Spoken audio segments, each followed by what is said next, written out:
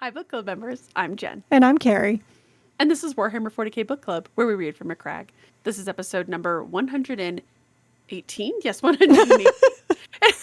My tab was hidden.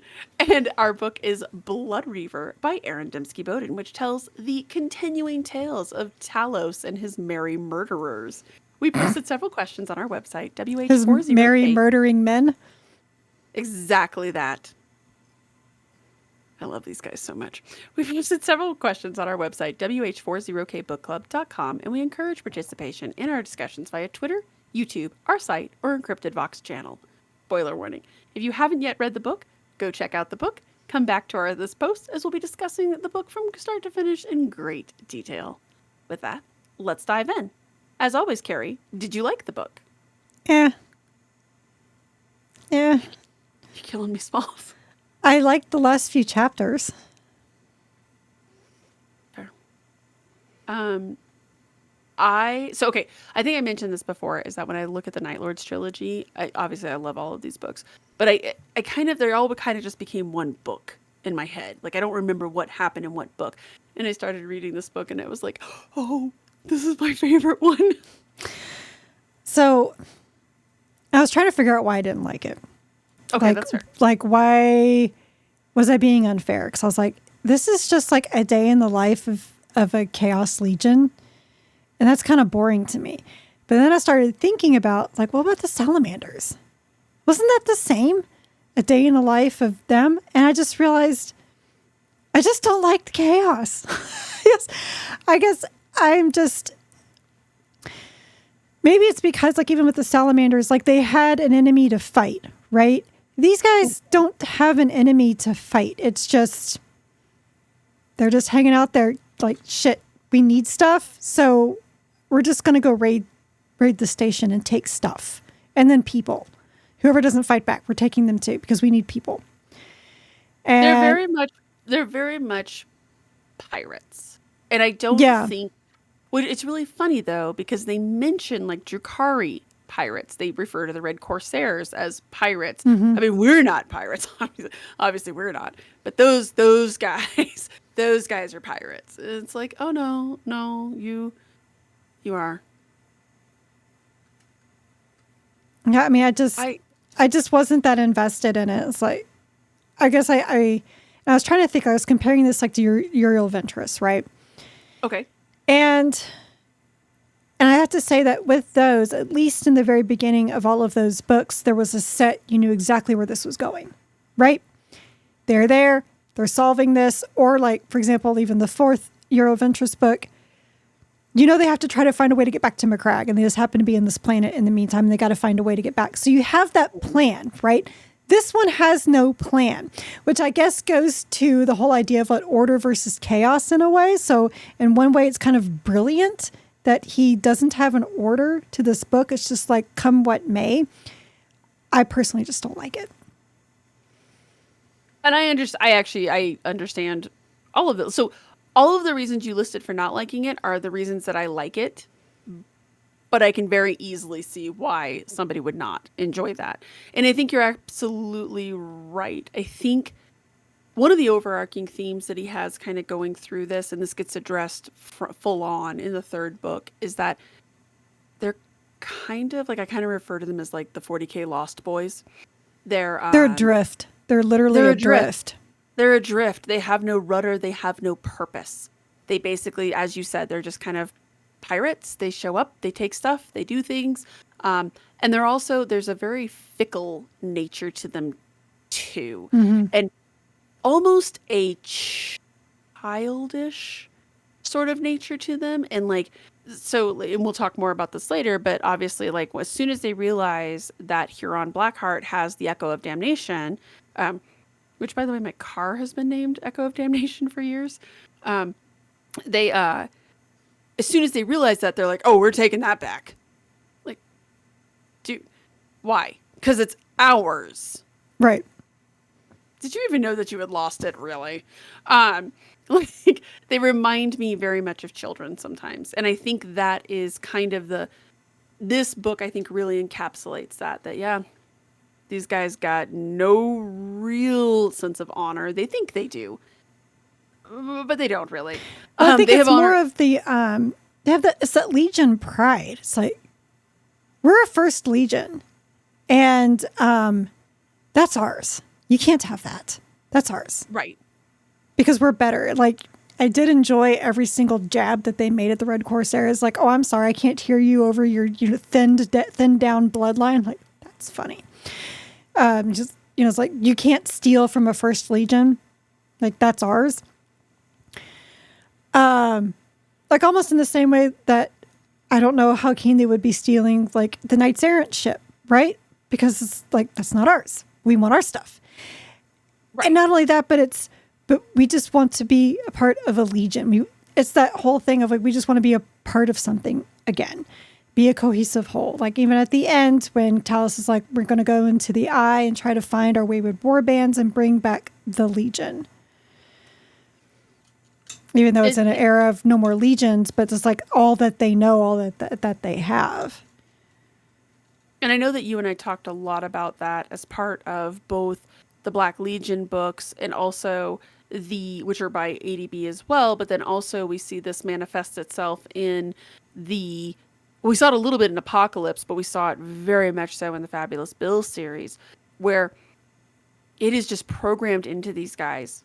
Or a little bit of pride, but also that sense of brotherhood and purpose. Mm-hmm. Like we want to be part of something bigger. We want to, and you really see it. You saw it a little bit last book, but I feel like you see it a lot this book with, when Merrick / Nonus is like when they're talking to him and they're just like, we built your empire. We did this. We did that. Like they have this bizarre sort of twisted sense of pride and like look at, as you said, like you don't steal from a first Legion. Like we were there. We knew the Emperor. We are the first Legions. We were the people who were there's this weird sense of pride. I shouldn't say weird. It's weird because again, and I know I reference Grey Gardens a lot, drink I guess at this point, but like it touches that same note of like we were the aristocracy at one point and super important. And it's like, yeah, but you're literally pirates now. And your ships are falling apart. And I can't even talk about what's going on with your raptors. Like, you people. Your lizard people. I mean. Your bird people. Yeah, I love this book for all those reasons, but I can absolutely, and I will tell you that as I was reading this book, as any good lawyer, I asked a question knowing the answer because as I was reading the book, I was like, ooh, Keri's going to struggle with this one. I mean, it read fast. I'll give it that. It did read fast. And I have to say, I think when things started turning around is when Talos says, I am tired of surviving. I'm ready to be winning. And it's not like that doesn't mean he's going to go join Abaddon because there's clearly no love lost over there. But he's just tired of I'm just tired of living the day of life, scraping by just to survive. Like we need to be winning. Now, what is that winning? He doesn't know, but he knows it's not just this meager trying to survive that they have been doing. So that brings us into my first question here, which was the depiction of the Night Lords in this book. Like, how does it compare and contrast to what we saw in Soul Hunter? And I think that was a big part where Talos kind of has this awakening of, yeah, I'm tired of just going through the motions. I'm tired of figuring out how do we get to the next day? How do we get to the next day? How do we get to the next day? I want to do something like somewhat meaningful. I want to have victories. I want to do... and the scuffles with Third Claw was not a victory that he wanted. He's like, this is stupid. We shouldn't be having to do this. Right. They shouldn't have to fight amongst themselves. They shouldn't be having these petty little brawls over stupid stuff. I do think one of the things about this book that I found was very interesting, mostly with the way it starts, and there's a few other pieces throughout the book, but I feel as though one of the critiques that ADB might have gotten about Soul Hunter was that the Night Lords seemed a little too rational and maybe a little not evil enough. I do feel as though this book kind of leans into the fact that these guys are sadistic and they are not your friends. You do not want to meet them and you do not want to hang out with them. There's a nobility to them and a restraint to some of them. Mm-hmm. First Claw, most notably, excluding Usus. There is that, but that doesn't mean that they're good guys. It's not the just because they're bad guys doesn't mean they're bad guys. No, they're bad guys and they're bad guys. Well, I mean, yes, but like, look at them compared to the Red Corsairs. That shit's bonkers. So when they found Esmeralda, okay, I am doing my walk around the lake listening to this.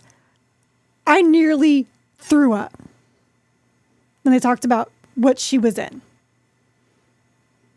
Could not handle that. And then they kept on going and talking about her skin and how her hands have become claws and how she's sloshing her. And I was like, oh my God. She's talking like a baby, kind of. And they said how her teeth have fallen out because she's down in the water. I'm like, that's not water. That's, I mean, molecularly, it's probably some water. Well, and I did actually really, one of the parts of that scene I really liked is I liked Octavia being like, I liked Octavia saying, this is navigator stuff. Well, like, and also Octavia noticing the difference between the two, right? When she got on that ship, she's like, oh my God, I cannot stand the smells of this ship. Like where I was before, as I said, like, it was dark, it was dank. There's a lot of, cloying smells of antiseptic with death, but not like, she's like, this was just awful. Like, she's like, I think Merrick, threw up several times and she wanted to. So I'm like, okay, so there are differences, even when she gets control of the Echo of Damnation. And he's like, you're not my navigator. She's like, but I'm going to treat you better than the Red Corsairs ever did. And then she compares it to a horse that finally gets away from the master that beats it. Mm-hmm. So, like, as fun as Huron Blackheart was in that book that Mike Brooks wrote, talk about people that are not good people at all. There's the bad guys, and then there's the bad guys. And the Red Corsairs definitely fall into the latter category. Like, the Night Lords, honestly, I think they just kind of want to be left alone to do their own thing. They don't want to, most of them don't want to serve chaos. They don't want to be under, Abaddon's war banner. They're like, fighting Terra is stupid. Tried it once before. Like, I love it when Syrian was like, I'm so sick and tired of the Raptors mentioning how they were the first ones on the wall. Nobody cares, I have to say this is something really neat. I don't know if this is from Codices or not. I'm sure somebody will let me know. However, I did mention that once when I was reading these books originally. I was just like, oh yeah, like, this guy Lycoraphus, he says, like, I was on the wall. I was one of the first guys on the wall. They pay that off in the Siege of Terra. First wall. Mm-hmm. I can't remember which author it was, but they did talk about how yes, Lycoraphus is one of the first guys on the wall. And I did like that, though. Syrian, in general, is a fun character, right? Yeah. Like, and we'll talk more about this in a second, but when Septimus is basically straight up telling Octavia, I like you and I have a thing for you, even though we probably can't be together, Syrian interrupts him and he's just like, so, Octavia, how's it going? Like, it was a little too much. He's fun in general, but I do like that idea that I think you're absolutely right. I think this, and he kept this very much from the first book, is this idea of just like, we just want to do our own thing. Like, we don't want to be, we're not joiners. We're not. We don't want to serve the Emperor. Club. We don't want to serve Abaddon. We don't want to serve this pantheon y'all keep talking about. We just kind of just want to go and do our own thing and pillage and, pillage and have fun while doing it. Right. Pretty much. And they're anarchists. That's what they're straight up anarchists. Yep. Like, we want to go do our own thing. We want to cause terror. We don't we don't want to be part of the Imperium. We want to cause terror. We want to win. We want to play to our strengths. But yeah, keep your chaos stuff. And I do like that they all, like, my favorite comment about the Raptors is that they belong on a leash. I love the way that they are like, yeah, that's not okay at all. Like, even they recognize that. That's always been a thing about, like, the Raptors in general, is they're kind of animalistic. That comes up in a few other books. But, like, in particular, I always have liked that and appreciated that they're bad people, but you're also correct that are they bad people? Yeah. You do not want to be friends with these people. Having said that, then there's these assholes. And I think in particular, Black Huron Blackheart. So we've seen him now in three, like in this. Or wait, did we read that short story? No, we didn't read that short story. Never mind. We've seen him in the two books. We saw because he's in that short story with Hanso. Yep. When they go to get, which I think you've read, right? Mm-hmm. Yeah. So that was my first time learning about Huron Blackheart. Okay, so then we'll just say that we've read him in three stories for kind of adjacent to the book club. He's kind of different in each portrayal. Yeah, I just think it's each author's, because Graham McNeil portrayed him as the guy didn't really do anything. He just kind of sat there like overlooking everything. It was just kind of Mike Brooks made him fun and funny. And ADB just made him like he was kind of going nuts and was just an asshole for no reason, just because. So it's very interesting interpretations of them.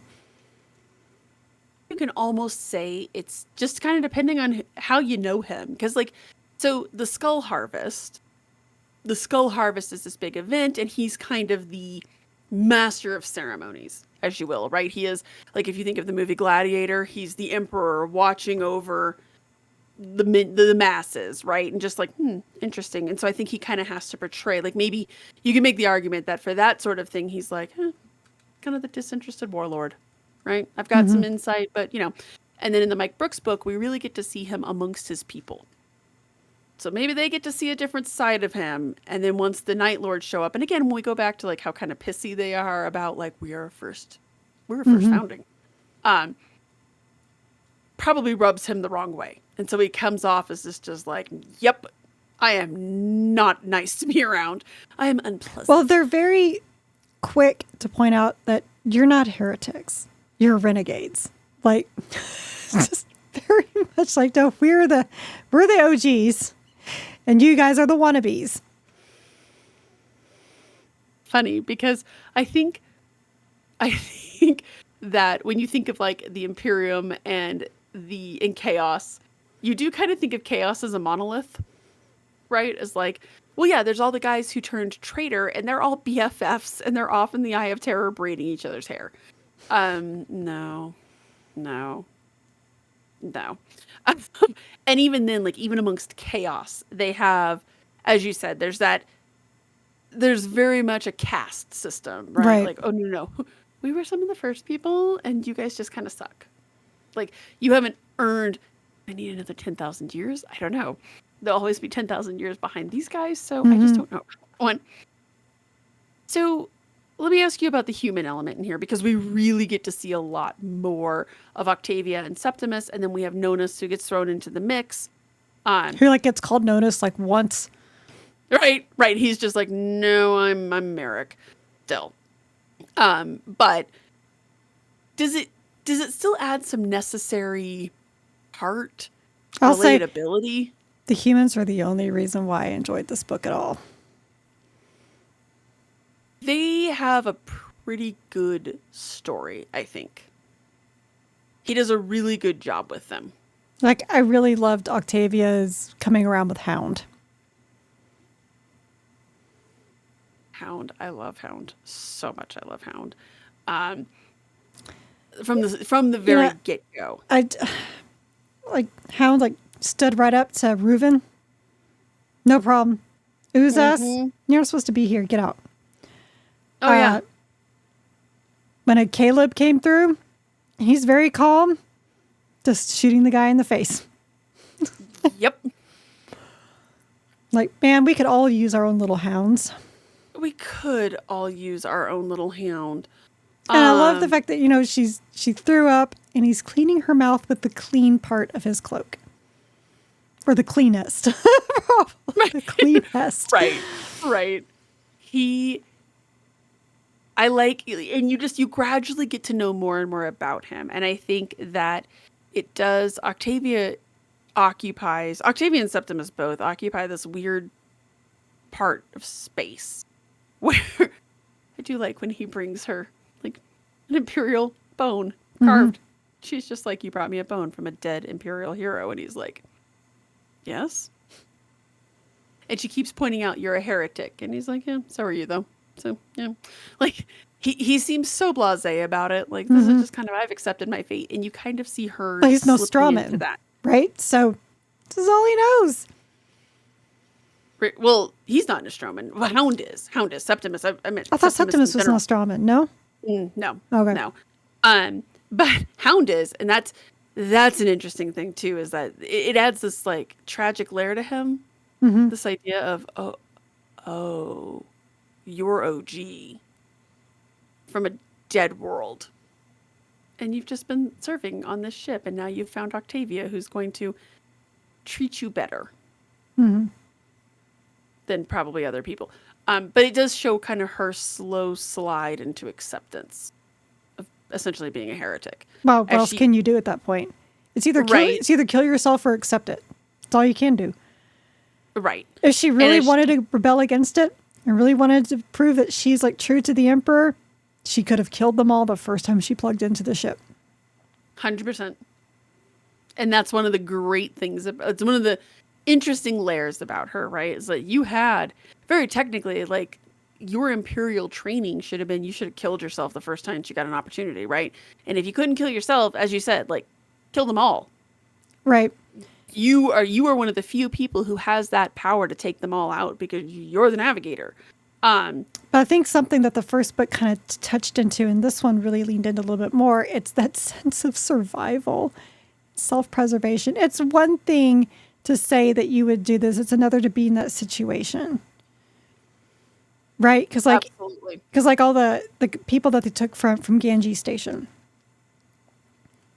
you know, they all could have flung themselves at them, you know, to die, but no, they wanted to survive. Right. Which gives them a weird kinship with the Night Lords. Yeah. Right?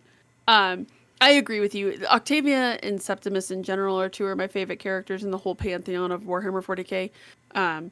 They're two of my favorite characters. I think it's easily two of the strongest characters that ADB has ever written. And you just get more and more and more emotionally invested in their story. And there's a weird dichotomy that works between just the violence and the threat of the Night Lords that's going around and all of their petty infighting and, you know, their threats and all of their kind of, for lack of a better word, bullshit. And then you have this kind of sweet friendship and romantic connection growing between Septimus and Octavia. And it works. It doesn't feel weird or ham-handed or shoved in there. At least I think it doesn't. Well, no, I mean, but you have like the whole black market, right? They're all, you know, families as much as they can. You know, they just kidnapped a bunch of pregnant women, so about to have some more. Right. About to have some more bebes and see how that works out for us all. Was the journey to the Marines' errant homeworld, was it all worth it? And was it compelling? I mean, I guess it was like worth it. I don't know if it was worth, I mean, because they weren't taking anything from it, right? It was all the Red Corsairs are like, the gene seed is ours. So I find that funny that, they make fun of Hanso, right, for being a half-breed. Well, to get more of you, you're all half-breeds. Let's be real. There's no Red Corsairs gene seed, and if you're the Night Lords, there sure as shit is no more Night Lords. Well, although apparently, unless they're going to go try to raid the last few villages, the last few, ships of the Astral Claws that are all hiding out from from everything. Yeah, for them. But I guess I was going to say for the Night Lords, there's also no gene seed, but Belisar is called kind of, revealed that he does have gene seed from, for his Primaris project. Primaris Night Lords do not want. Yeah, but that's a great idea. Yeah, but you're not wrong. It is like they're like, "Oh, you're such a half-breed." Maybe it's just because he has Imperial Fist Maybe blood because it's and that particular one. exactly because it's like, that's not cool, bro. Um, but like if a Thousand Sun was a space had a Space Wolf gene seed. Oh God, um, That'd that'd be be bad. interesting. That'd be bad. At least the Imperial Fists and the Iron Warriors kind of work in tandem together and make some sense. But yes, they're all half breeds. They're all half breeds, and yet Chaos people are jerks. Can we just say that for a second? Um, I don't know, and I don't know how to say this. Did I enjoy the book? Yes, absolutely. I love this book. It's one of my favorites. I don't know that I absolutely was like, I am so excited about them going to raid the Marines' Errant homeworld. My God, do I love all of this. I love what the Night Lords are doing. But I don't think I really cared about what the Corsairs were doing. Oh, I don't think you were supposed to though. That was kind of my feeling. Like I said, I like the last few chapters of the book. It was pretty much when they did invade Valamas, and then the Night Lords just stopped fighting and Peaced out. They were like, just stood there and watched. And I was like, why are you guys being scared? Wait, where'd they go? Like, they were just here. they were just here. It's kind of their thing. They kind of, I would say they Batman out, but they more like Vampire Lord out. They're just like, poof. Like, we were there and then we weren't. Um, I love that. And it always has made me wonder, like, why would anyone trust the Night Lords? I liked Variel. He was fun. Variel, I love that he went God. on the ship and just, when he officially, like, when he, did the purge, they're all, and so the Marauders are all trapped, and he looks at the crew, and he's like, starts speaking in Nostraman, and then the crew that understands him picks up their guns and starts aiming at people. Like, that's really funny. He's like, this is what's happening. Anyone has a problem with it, go ahead and voice it now. I wasn't kidding when I said I needed a new cloak. Like, if we're going to become a Night Lord, we're just going to jump all the way with the skinning. We want new flesh cloaks. Faces on his pauldron. That's a fun little Variel. Okay, here's another thing about Variel, and this is another reason why I like this book so much and why I love ADB as an author. Variel is not a nice guy. Oh, he is a really repugnant character, and yet you like him. He's charismatic. He's kind of funny. He is very practical. And it does. So, I like how he ended up killing the Marauders in a way. He was like, well, I tried to purge them, but then they hid, so they're locked in there. And then they decided to get out and ended up killing about a quarter of them, trying to get themselves out. And then as they got outside, we jumped in the warp, and well, that didn't look like fun. he's just this very pragmatic character who's just like, all right. I really enjoyed watching the layers just kind of peel off of them, from an apothecary standpoint. They're like, dude, what? It was interesting. Yeah, okay. I sort of think he might have been some of the inspiration for some parts of the Fabulous Bill books by Josh Reynolds, because he's funny, he's pragmatic, but there is kind of a macabre doctor, like scientisty, like he's just like, this is all very fascinating to me. It's very interesting, and everyone's like, "Are you okay, fam?" Oh, yeah, absolutely. I'm your new doctor. The faces on the bowl. That really does bother me. Not a fan. But I love Variel, and so one of the questions I asked is there really no honor amongst traitors? In Variel, the verdict is still out because on one hand, I think the Marauders would probably say no. Additionally, I think Huron Blackheart would say no. And yet, he has this weird sense of loyalty to Talos. And oh yeah, sure, I'll just pick up. That's fine. Yeah, I'm coming in. Like, apparently I know I'm with the Night Lords. And I'm very much on their side. And as you said, he becomes a major asset for them. Why though? I think because he even tells Talos, he's like, I'm so sick of just hanging out here. We're just staying here all the time. Again, it's that sense of purpose and brotherhood and drive that they're all looking for. Like, this is boring as hell. And I think Sure. here on Blackheart, like he's another pure anarchist, right? He just wants to rule the maelstrom.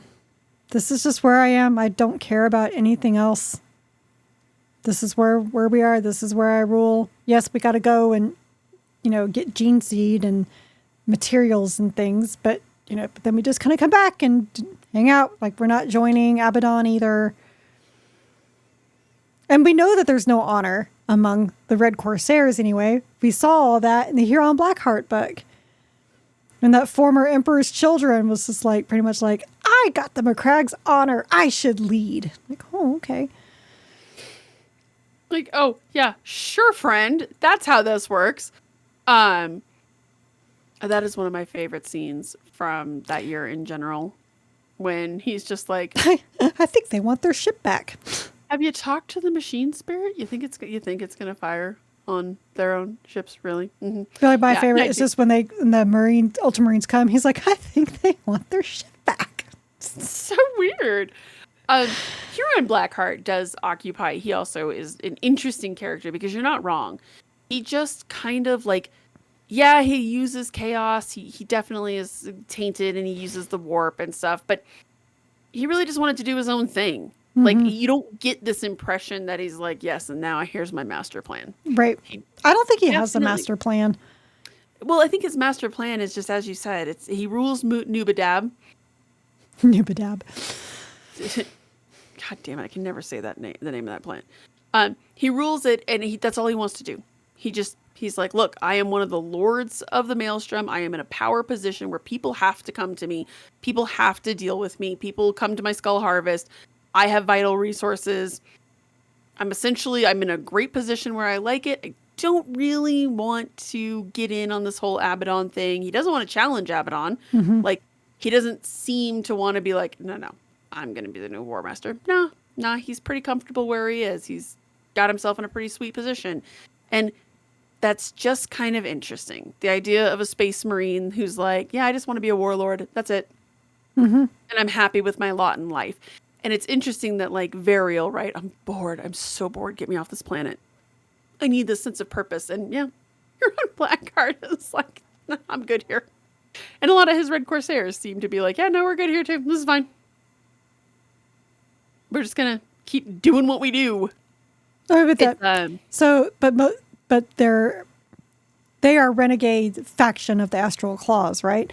Well, the Astral Claws that we saw from the Carcharodon's books, that's all they do. Yeah. They just sit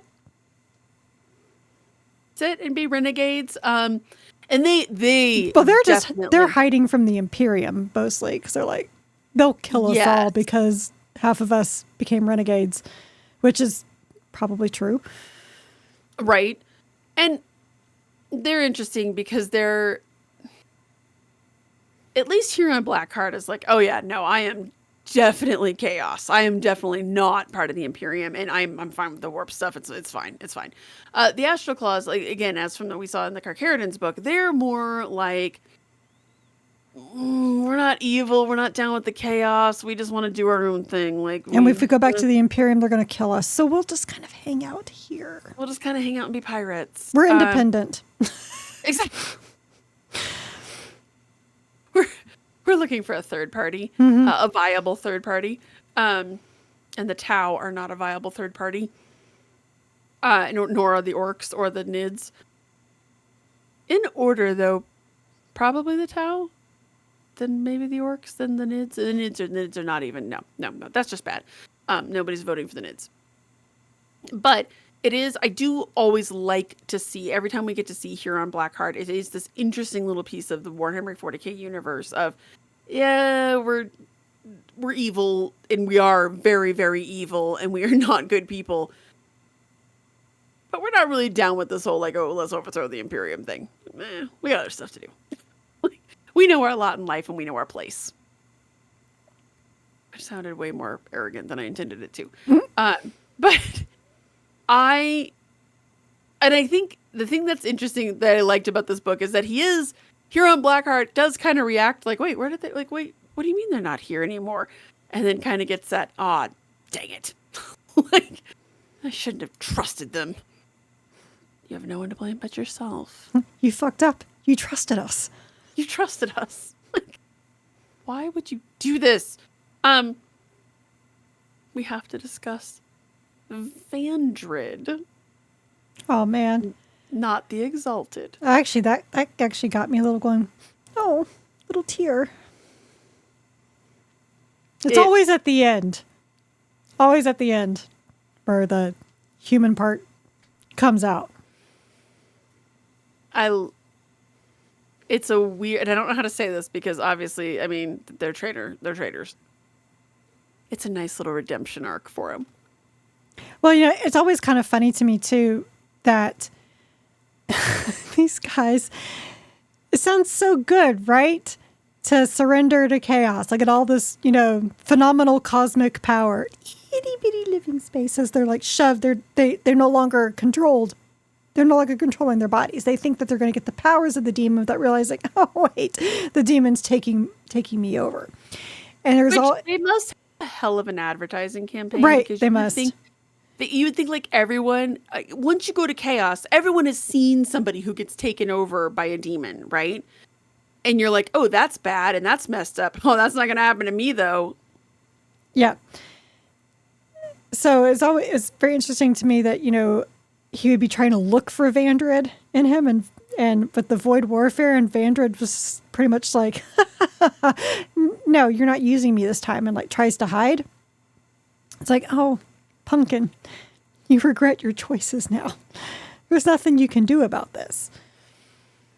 So it was sad when he was able to take over and he was like, this is your captain speaking. So I was like, do we need to like get our seats in the upright position? Ladies and gentlemen, this is your captain speaking. He's like, abandon ship. I do like how everyone reacts to that though. When he's like, this is your captain speaking, and everyone's like, oh. I feel as though, I mean, it was nice that they showed that everybody kind of has this moment of, wow, okay, that's where we're at. Like, and especially with Talos, right? This moment of, oh man, like, as you said, it's always in the end. It's always in the end. When Talos tells him, like, you will be remembered, Vandred, he's like, I'd rather not be. Because he knows he messed up. Yeah. Again, you fucked up. You trusted a demon. Again, it must be like, it must be the targeted ads. They must just, it must just be very compelling after you see the same targeted ad 10 times. You're like, I guess I'll click on it. Except that it's the demons. I think, I don't know why. That one hits me in the feels, and I feel as though Vandred did need a redemption arc, because especially in the first book, he spends so much time just being awful. Well and truly awful. I would say he spends the first half of this book not being great. Right. Well, even at the end when he was like telling the demons, like, I really hope this hurts. I like the idea that he goes out fighting two ways. Kind of goes out fighting the demon, but also goes out fighting. He was fighting his personal demons. The demons also, within and without. Yeah, without. Yes, I liked that idea. And again, this goes back to the whole thing of that there's this weird sense of duty and quasi nobility with the Night Lords. I don't know. Well, they talk about their laws. So, I mean, a bunch of people that are like chaos and like to cause terror, they have rules. Right. They have a lot of rules for themselves, which is surprising. There's just, again, they're a very, ADB has taken this. Just kind of funny thinking about anarchists having rules, but. Well, like they have their own internal code.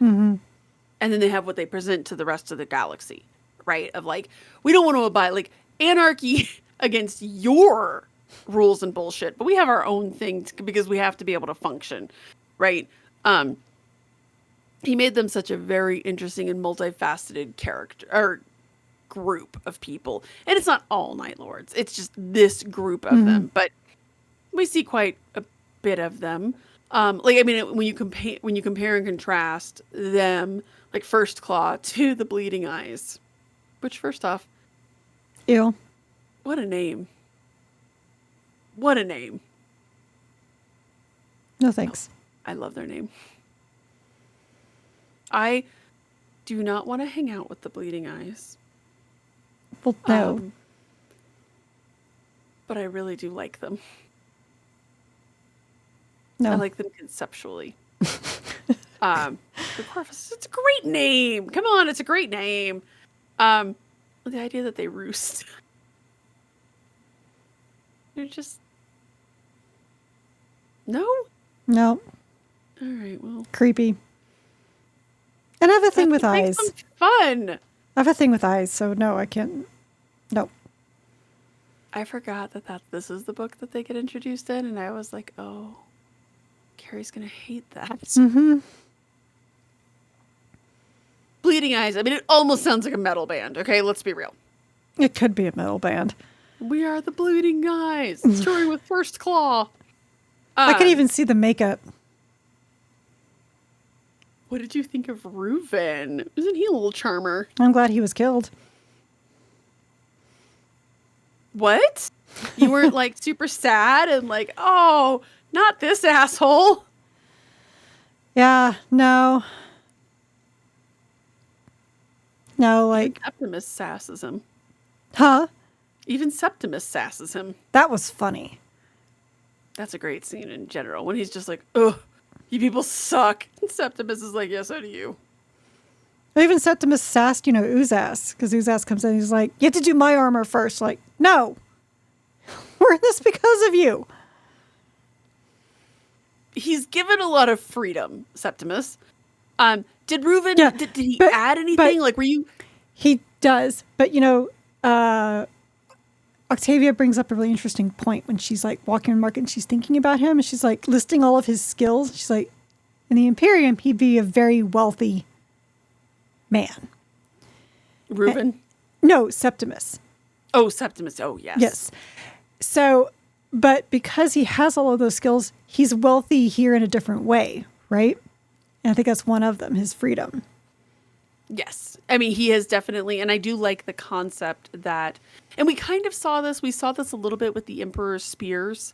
A valuable slave, or helot, call him whatever you want, a valuable slave is given quite a bit of leeway because you have proven your value, and Talos has definitely given Septimus. But what's interesting is that the rest of the band also is like, yeah, no, this guy's. We let him talk to us. We let him ask questions. We tease him a little bit, right? Which is their form of humor. Kind of is a little weird, but what are you gonna do? It's always neat to see that on Chaos and I feel like in Chaos they even get to be a little bit more freer. But she's not wrong. Septimus has quite a few skills, but he also has good like he's personable in a chaosy kind of way. It's almost kind of like the cruise director. I'm basically here to get you acquainted to your new life. Like Love Boat cruise director? Yes. I like the idea of this now being the Love Boat. Yep. Exciting and new. Come aboard, they're expecting you to be their new slaves. You might get a coin. Anyways, it's just like a cruise ship. Yeah, exactly. Yeah, no, fair enough. But Reuven, did you end the first book being like, oh man, what's going to happen to Reuven? No, I didn't care about him. I didn't really either. I do love the punishment with all the bright lights on him, where they're just like, here you go, have fun. That's just mean. It's mean. And he deserved it. He called forth chaos aspects and apparently didn't understand. He called forth an aspect of Nurgle. Well,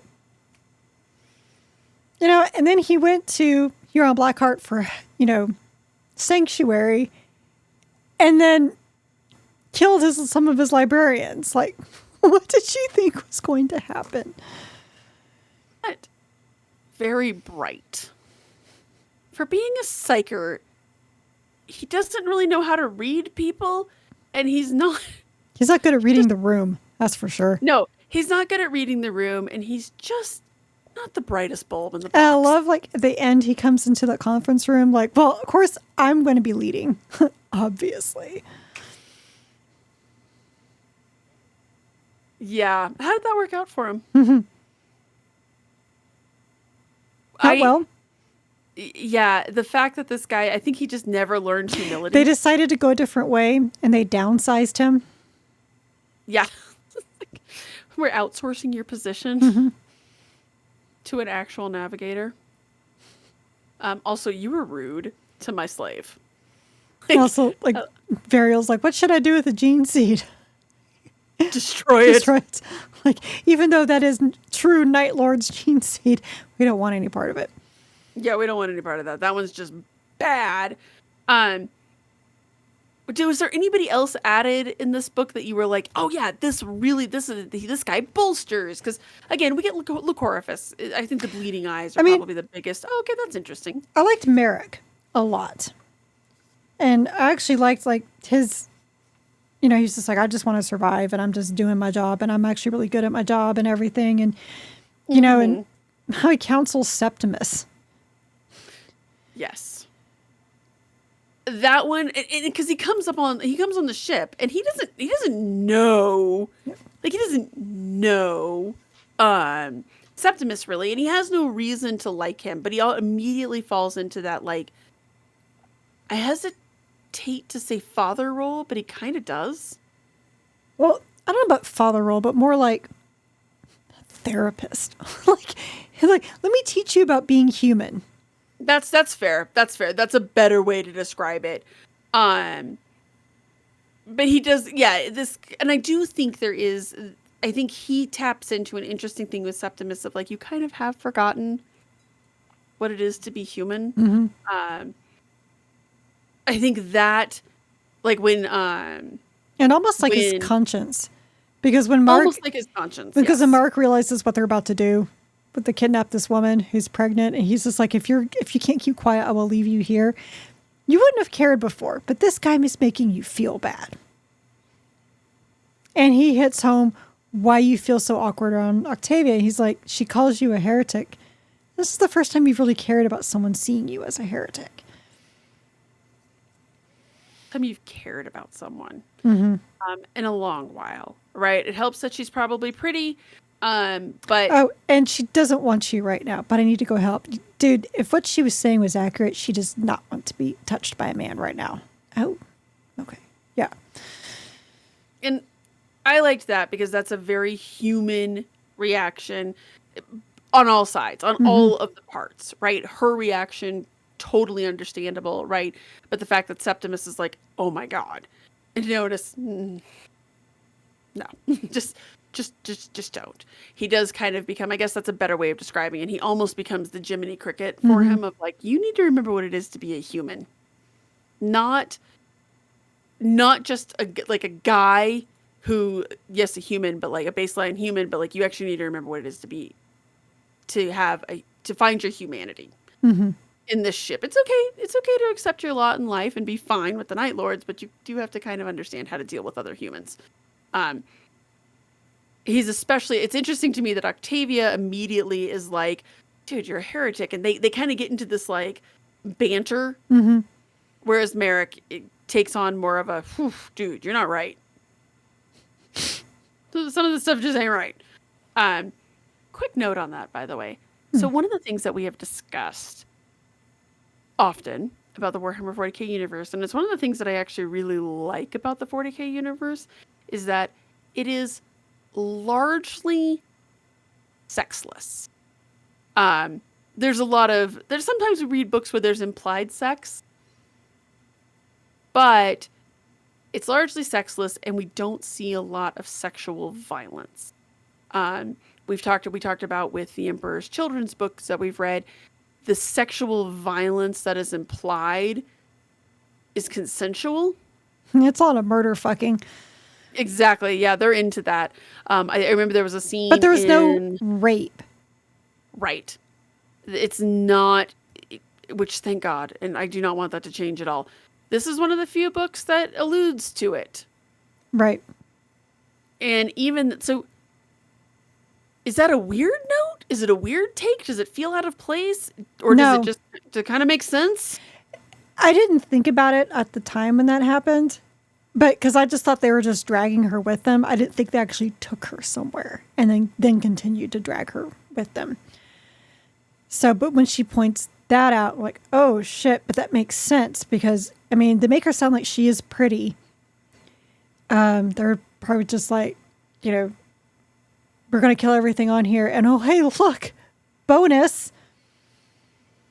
Well, because I remember in the first book when Reuven kind of dresses down the guys who have her, they're like, we just wanted to have fun. And he's like, oh, I know. You succumb to your base instincts. I know what happened here. And you're like, oh, shit. Okay. But that was like touch and go, right? Like, okay, I can fill in the blanks there. This book, she does basically like, look, I'm going to make the subtext text. Right. This is what happened to me. It was awful. And I do really enjoy that Reuven's just like, sometimes shit happens. Because I don't think a Space Marine would react to that really. Like, I mean, not my circus or my monkeys or my bag. But it's not, God, I don't know how to say this. I don't want that to become a common thread in Warhammer, and given how old this book is, I don't think we'll see it again. But I do like the way it's handled. It's very surface level. It is treated as being absolutely awful and distasteful and terrible. But it doesn't define her either. She's like, because this horrible thing happened to her. That's not defining the rest of her life and her personality and everything else. And it's not her tragic backstory. Right. I think I've mentioned before that one of my just absolute distasteful things is in a lot of science fiction, if you want to make a woman a badass, oh, she was probably a prostitute or was raped. So there you go. There's their instant tragic backstory. Just add rape or prostitution. I really hate it. And if you really now, like, if you think about it, now you're going to go back and like reevaluate some of the science fiction books and movies and shows you've seen and be like, oh, that's definitely a thing. You're absolutely right. It doesn't define her. And it's not even a big thing really for her. She's just like, this awful thing happened to me. But really the real trauma that kind of has defined her was the fact she was on the wrong rock at the wrong time. Exactly. It happened to be a navigator. Like, yeah, that was the real tragedy that happened to her that has defined her. And, but I was not sorry to see Reuven go. It was very satisfying. I was not invested. I didn't care what happened to him after the first book. When they found him, I was like, oh, that's a mean torture, but whatever. And then they brought him in and I was like, and I remember the first time that I read this and I felt this way again, was just like, oh God, I just don't care about this guy. And then he gets killed and I'm like, well, goddamn, now maybe I am invested in him. That was pretty good. Nice little bit of revengeancing there. And I guess there is no honor amongst traitors, or except there is honor amongst traitors because he didn't have the honor first. So then they were punishing that. But right. then he thought that they were okay. But then maybe that was just his arrogance. No, they were okay with it as long as they had a use for him. And yes. And I think. But if the Exalted had said no to Talos's plan, they would totally have let Reuven die there. Oh, 100%. 100%. They would have just been like, later, Gator. I think I like the idea that as good pirates, use is what they're looking for. Things that are useful. And you, sir, are not only a snake, you're not useful. And also, did we mention you're not trustful? You're a snake and fuck you. I'm curious, like, what exactly was it that Abaddon got rid of him? Was because he failed like so many times in the last book, and Abaddon's like, only I can fail multiple times, you're out. But I think it's like, you wasted my time. And also, you're not all that useful. Because you didn't see the stuff that Talos saw. You couldn't get me, Talos, and I just don't like you. Like I kind of got Right. that Abaddon impression is that all he's- about he's usefulness. stuck. Yes, a lot of them are. A lot of the Chaos bands seem to be like, but what can you do for me? So I ask this a lot when we read trilogies or series. Are you excited for the next book? Are you just kind of like, I guess? Yeah, he said the craft world. I'm like, oh my God, and it's Oathway. Can't get away from this damn craft world. I finished Old Earth last week or the week, I forget. And that deals with, I forget, oh my God, I don't remember the Farseer's name, but he's from Craft World Oathway. I'm like, I can't get away. I guess I'm curious if this is like the only like main craft world of like the good Eldar that's left, because it all goes back to this, it's where the Cabal originally started. Like, spoiler warning for whatever I write up Old Earth, the only thing that was good, not the only thing, but one of the main things that was good in Old Earth is the fact that one of the guys who was leading the Cabal decided the Cabal's got to go and went and killed everybody. That was about the only good thing that happened in it. But of course, he spared John Grammaticus. Of course. Can't kill Johnny G because he's a vital part of the end and the death. I mean, I knew they weren't going to kill him. But because you can't kill Dan Abnett. I had no problem killing Damon Prytanis. Because I liked if I had to pick one. You like the guy who killed Martin Luther King Jr.? Okay, you know what? I have just decided that was so out of place. It was so out of place, and Dan Abnett wrote it. It didn't happen.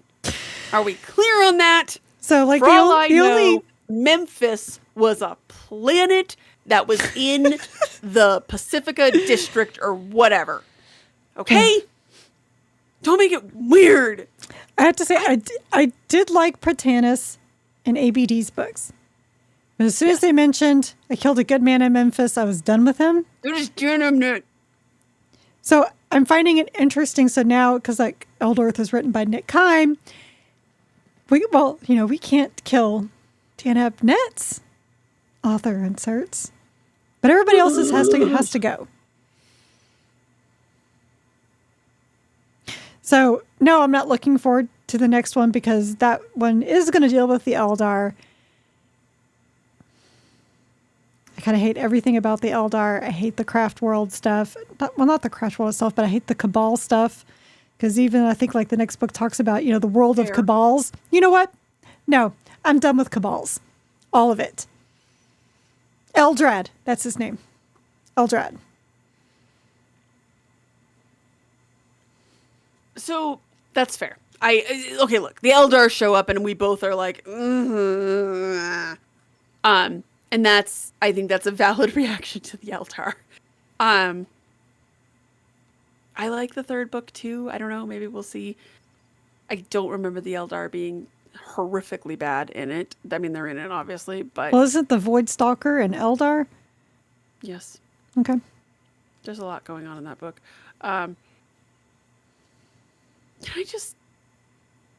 The Perpetuals in general. And now, see, here's the thing. I want everyone to know that whole he killed a good man in Memphis thing, that thing ruins my day.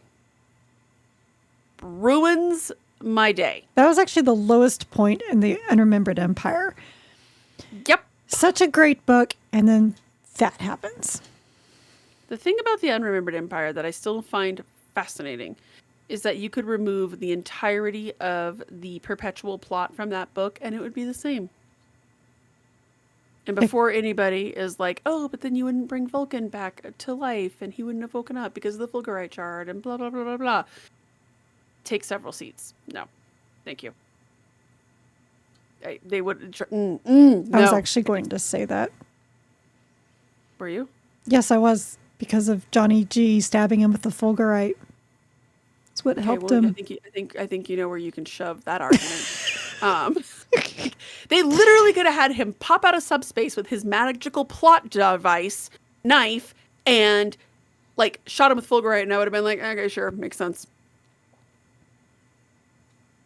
I mean, we could have taken the whole Fulgurite thing out because he could have attacked Conrad's cars and they could have beaten each other senseless, and then That's how he, finally like dies, and they take him back and they dump him in the mountain, and then he comes back. It doesn't have to be the Fulgurites seemed weak at best. As I said, we could have found. You're right. We could have found other ways to bring Vulcan back. Yes. We didn't have to make him go crazy.